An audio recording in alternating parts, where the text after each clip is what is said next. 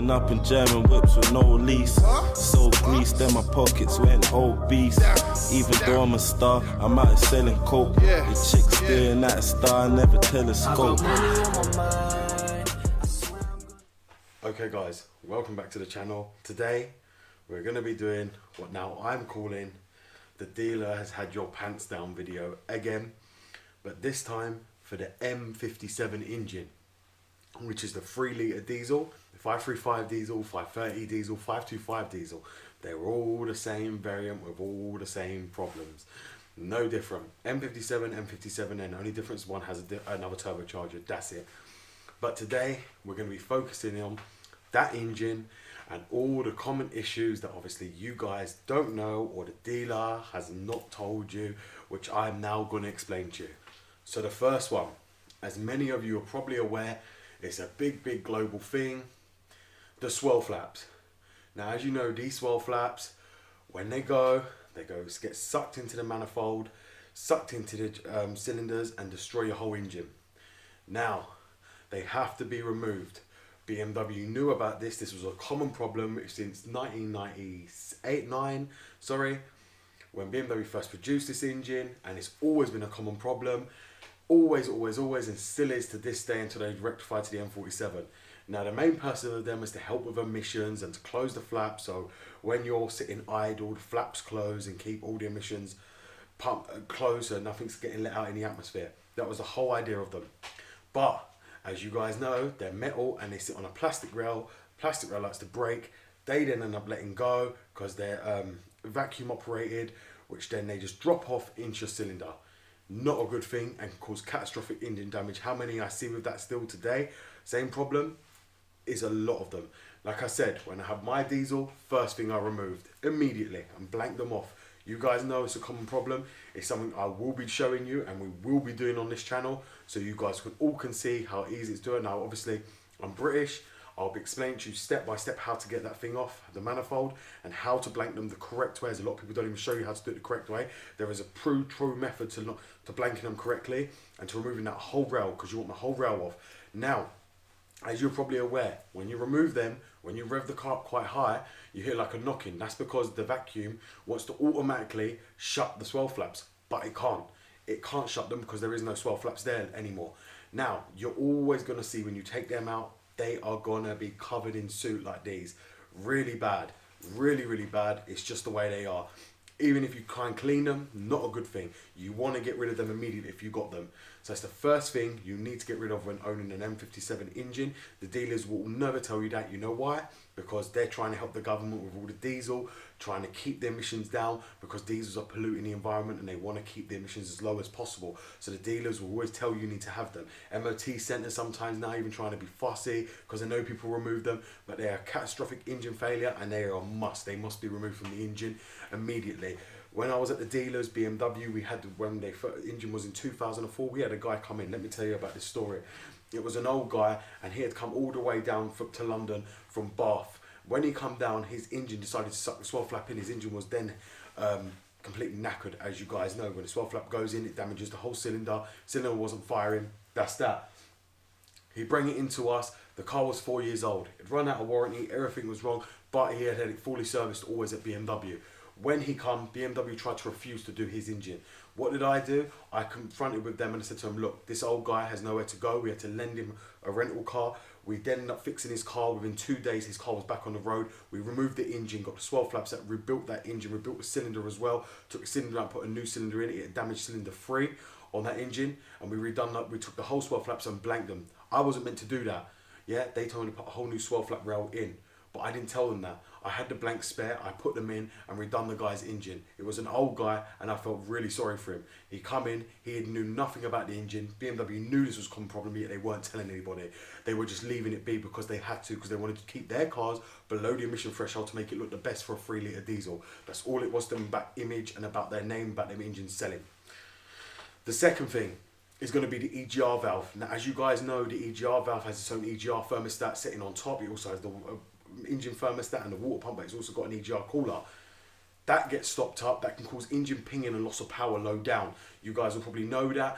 That thing, a lot of people say, oh, some of the exhaust gases are good for the engine to recirculate. Let me tell you now, they are not good, because what they do is they build up carbon, because they let all the carbon back in. As you know, the Egr valve's got a little thing in it, as you'll see here, a little valve, and it opens and closes. And what that's doing is letting all that carbon into the engine, stick to the swell flaps. In turn, them swell flaps get carboned up, drop into your cylinder, and explode your engine. So they are not good. Earlier to remove them, prevention is better than a cure, as we say. So it's better to remove that Egr early to stop any kind of carbon buildup. So get rid of that immediately. That Egr cooler does not help. That thermostat is just a waste of money, even though it's cheap. Why pay for 2 thermostats? What kind of thing do BMW think we are here, paying for 2 thermostats on a car? And definitely not. You can remove the whole cooling system if you want to, or you can just blank the Egr valve itself and the pipe goes onto a blank. But I prefer to take the whole cooler off, as well as the Egr system, and get rid of it, and you'll feel a lot more power as well without that. Which is number 3, the vortex breather. As you'll see here, the vortex breather. Now this is where this comes down. A lot of people don't and not even aware of it. That thing, when it gets stumped up with oil or it gets clogged, it's like the CCV on a petrol. When it blows, it will cause starve your turbo of oil. Now when that starves your turbo of oil, what will happen? Your turbo will start whistling, and your turbo will not get enough oil lubrication around it from cold start. That vortex breather is crucial for the turbo of your engine. So that must be changed. I recommend changing that to 10,000 miles. Now, I'm going to put the picture up here, as you'll see. There's a new loo roll type they changed over to a different type of vortex breather. They changed over because that one was bad. And this one helps a lot more than the old style one. So if you haven't got this one, make sure you go and change this one. The next thing on these engines, fuel pumps. Now, you guys know, you've got the scavenger pump, inline pump, and the high pressure fuel pump. Now, the inline fuel pump always fails on this. Just always does. Same with the scavenger pump, and I'll tell you why. This is people running on the reserves on the diesel. Now, diesel lubricates every single item in your car. They lubricate every single pump. Without diesel, they are not lubricated. This is not like a petrol, where petrol, they can run and it's fine. Diesel lubricates them pumps and the internal motors. When you let that car run below the reserves, you are then risking burning out your fuel pumps, and the diesel fuel pumps have got a very short lifespan as it is.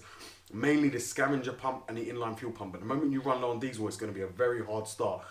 They fail.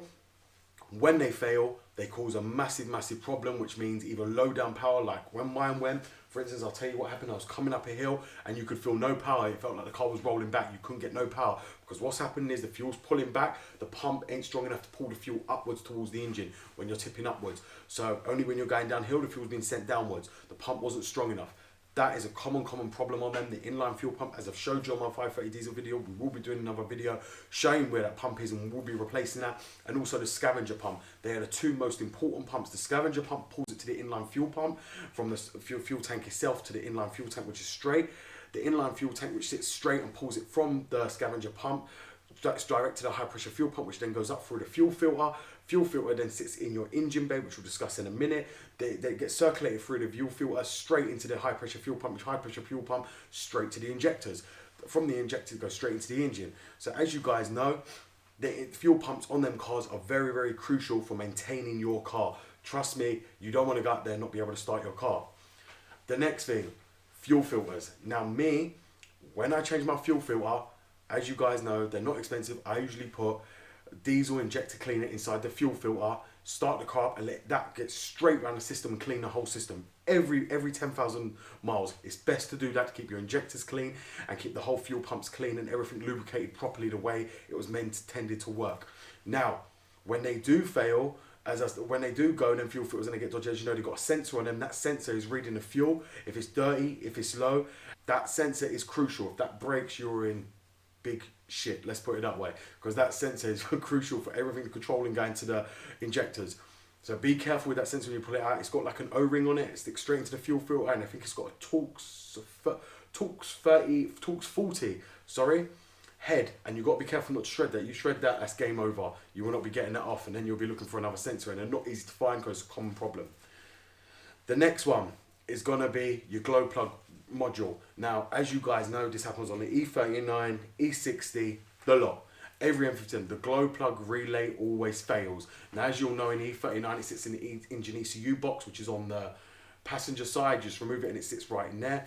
On the E60, it sits under the intake manifold. You guys will probably be aware of that already. The glow plugs, When pulling them off, you should always make sure you start the engine beforehand. Always make sure you warm it up and spray it with WD-40. I'd spray it, leave it sit overnight, and then spray it again and leave it sit for another few hours. Then unloosen them. You try and loosen them beforehand, you will thread them in the head, and that will be it. You will then be extracting glow plugs from the head. They are a common problem.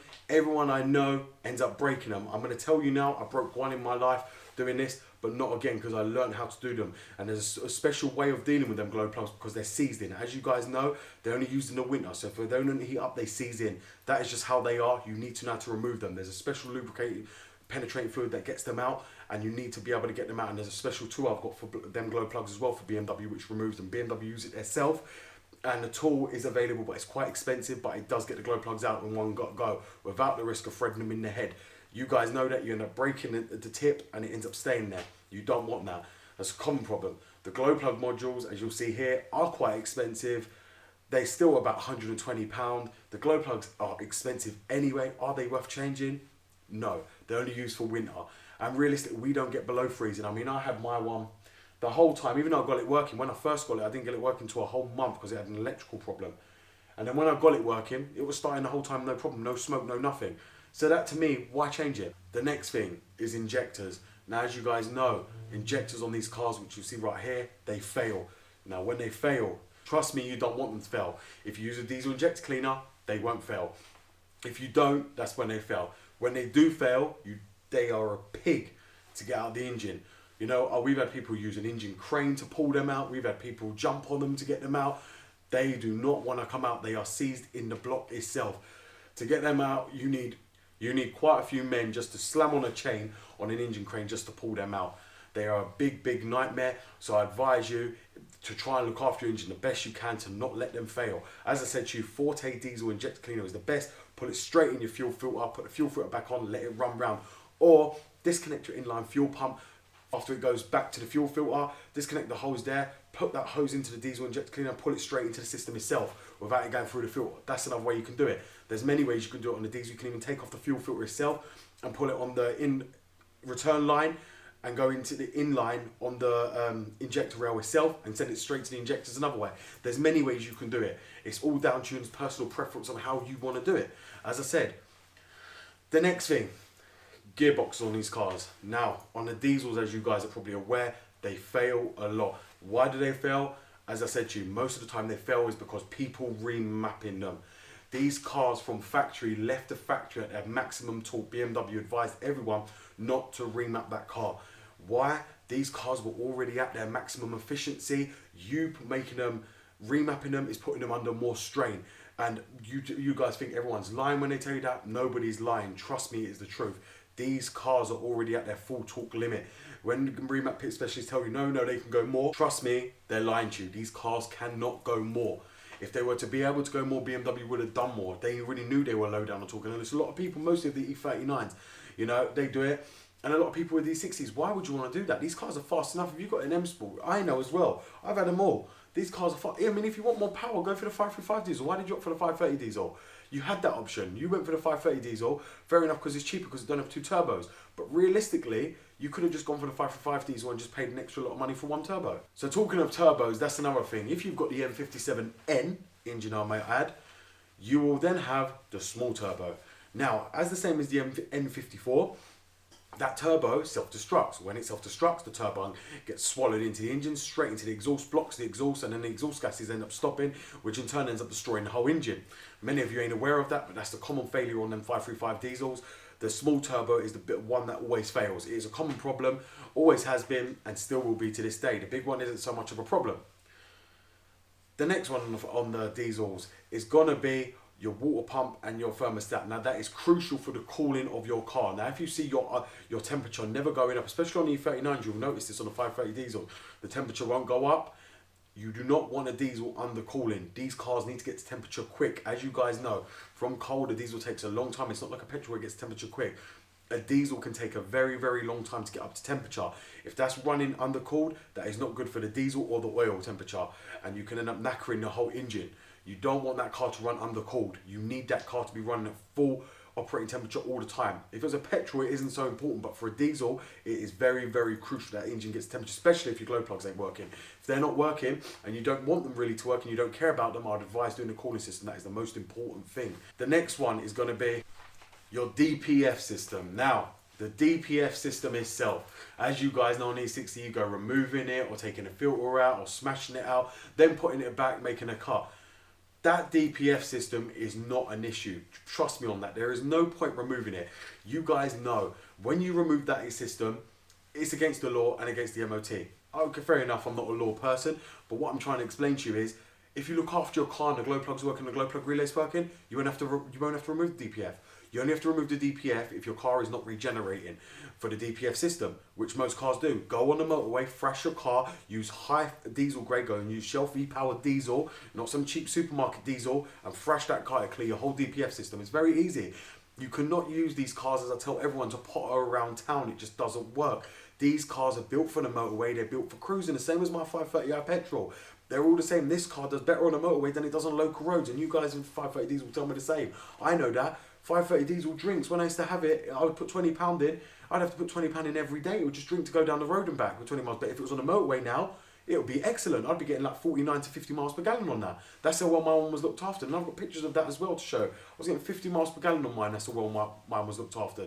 Bearing in mind, was only on 78,000 miles, so it was low as well. But you guys have to know that. If you're not going to use it for motorway and you're just getting it for the power, don't own a diesel. There is no point owning a diesel if you're going to live in the city and drive it around just to the local supermarkets and drive it down the road. These cars need to get up to operating temperature. If they don't get up to operating temperature, this is where all your problems run. The same with the gearboxes on them. The oil is not getting to operating temperature, which ends up seizing it. What ends up happening is the torque converter sheds itself against the gearbox and shreds it in pieces and damages the whole torque converter. Ends up damaging all the mechatronic unit inside the gearbox because you're shredding it, the torque converter against the gearbox, where the oil is not getting warmed up enough. That's what I tell you. And another thing, do not thrash these cars before they're warmed up, before the oil's even got to the turbo, before the oil's got round the gearbox. Do not thrash these cars. You want them to last, I'm telling you how to keep them maintained properly. Don't thrash them. BMW don't like being thrashed, trust me on that. I'm telling you that from personal experience. You guys know, I've owned loads. I've owned more than probably a lot of you who watch my videos. I'm telling you from experience, you want these cars to run properly, and I'm telling you from being a technician and being how trained I am, don't thrash these cars from cold. Let them get to temperature. Diesels take a long, long time. The glow plugs help in the aid of getting the engine heated up quicker. That's the whole idea. It heats up the combustion chamber. They heat that car up quickly. That's the whole idea of glow plugs. But if you guys want to run without them, your engine's going to take longer. It's going to be hard to start and longer to warm up. That's what they're there for. Next thing is the exhaust manifold. Now, as you guys know, the exhaust manifold likes to crack. It is a common problem, which is right up here. X8R did do a kit to rechange that because it was a common problem. It would crack, and majority of the time it would crack from people over boosting them. That's when the manifold would crack itself, was when it was getting extra boost which this engine could not handle. That's when that manifold would crack. And I've told many people have come to me saying, oh, my exhaust, I'm getting gases coming into the cabin. Your exhaust manifold is cracked. What have you remapped it? Yes. That's your answer. Don't remap these cars. BMW did not make these cars in mind thinking, oh yeah, well let's make it like this because we know these people are going to go and remap it. No, trust me, working in the dealer, I'm going to tell you now, any person working here is not allowed to touch any of them cars. Shall I tell you why? Because they're all owned by BMW. BMW give them to you when you work for them. They give you the car to get home, to do your daily run, and you don't pay for it. That's how it is, and it's not that they're classed as demo cars. When you go into work with them, if someone asks and wants to come for a test drive on the newest model, your car's going to be used. That's what it's there for. You get to take it home, do this, do that, but when someone comes in and wants a test drive, your car's being used for the test drive. That's it is, but you are not allowed to do remaps. BMW are getting stricter and stricter, and I speak to a guy who I'm very good friends with. Obviously, he's not from YouTube, and he still works in a dealer today. And a lot of you, if you're from North London, you know in Enfield, I know him extremely well. And as he's telling me, they're getting more and more people coming in with remaps. As you guys know, a lot of people, even on YouTube, with their cars doing modifications, this, that, the other. BMW are telling you now, they're getting harder on it. That if you remap your car, that will be it. They won't even look at your car. So you don't want to end up risking that, because if you ever wanted to go into BMW, they find this remapped, there's no point. Even for a recall, they won't even carry any recalls if your car's been remapped. For instance, the E60, these 530 diesel engines, I've got must say, they've never had recalls. So that's a good thing for that engine. Not like all the petrol engines, they've always had a recall. These E60s, these diesel engines have never really had a recall, and it's been a great engine. But like I say, Only great if it's maintained properly. Like I said, make sure you change your aux belts, make sure you change all your pulleys, make sure you change all your coolant hoses, your boost pipes, make sure you check your intercooler pipes, because the intercooler pipes are another thing, they like to crack and you can hear them hissing. I've had that many times on the cars before, intercooler pipes like to crack, it's a common problem. I've seen it, you know, even on my, not luckily my one didn't have it, but I've seen it on other people's ones, the intercooler pipes. My friend one, for instance, he had a 530 diesel, had an accident, the intercoolers were destroyed, everything was destroyed on it. The engine was still fine, but you know, at the end of the day, it's the majority of the damage has already been done to all the other pipes, so you've got to change all that, and it's not cheap. The big pipe, the intercooler pipe that comes from the Egr valve all the way down is expensive still. That pipe is expensive, that's the boost pipe, the charge pipe, and that's expensive. You know, so at the end of the day, you guys have got to factor it in. You want to run a 530 diesel, 535 diesel. They are expensive to maintain. If you do want extra power, don't remap it. Go 535 diesel. My best advice to you guys, trust me, 530 diesel, if you want to get that one, don't remap it then. If you're going for the smaller option, 535 diesel, I mean, is better because you're getting more options. You're getting a fully loaded car. 530 diesel doesn't really come that fully loaded. Like I say, I've got lucky in my 530 and it come heavily loaded. But that's not every car. As you guys know, in the UK, BMWs are unique here. They're spec to what the customer wanted at that time. Colour, package and interior package. That is how they come. It's not like in the US where they come, that's it. They don't get a choice on what comes to their cars. Here, everything's unique. That car is just customised to your liking. You know, obviously M Sport Pack is M Sport Pack. But here, as I say, interior pack is all customised to their liking. So that's what I'm saying, guys. If you do have a 530 diesel, you know all the advice. As I said to you, look after it, do the regular maintenance, make sure you do your oil changes every 5,000 miles. I can't say how bad that is a must on these engines. Do it every 5,000 miles if you want your car to last. I used to do mine every 5,000 miles. Why? As you guys know, diesel oil gets black very quickly from the diesel itself. It's very, very oily and very dirty, so it gets black very quick. My advice to you would be use an engine flush on the engines as well. It helps on them. But as I said to you, internally them engines are super, super strong. The only engine that did suffer with timing chain problem was the M57N. Why did that suffer with a timing chain problem? Again, for remaps. People put in that car is already under amount pressure as it is. So could you imagine, it's a normal M57 engine with 2 forced induction turbos. They just managed to get more power out of that engine. And then someone remapping it as well. What was the point of BMW putting another, doing that engine with 2 turbos, but people still to remap it? The whole reason they did that engine in the first place is to stop people remapping their 530 diesels. They wanted to make a bigger, more punchier engine, which they did. You know? So at the end of the day, guys, I've said everything I need to say about the M57 engine, and it goes for the M57N as well. I hope you guys have enjoyed this video. As promised, I did do it. This is what we now are calling the dealers had your pants down for years and years on these cars. So if you haven't liked this video, please give it a thumbs up. As I said to you before, guys, please, if you ain't subscribed already, please go ahead and subscribe. As I said to you all the time, these videos take a lot of time for me to edit and then upload. If you ain't hit the bell on your notifications, please go ahead and hit the bell, because a lot of people ain't getting notifications. As I said, make sure you got it set to all and not personalized. YouTube have changed the whole system again. So a lot of you probably ain't even got the bell. This is why a lot of you are missing my videos. Please go ahead and make sure you do that bell. Thank you for watching, and goodbye.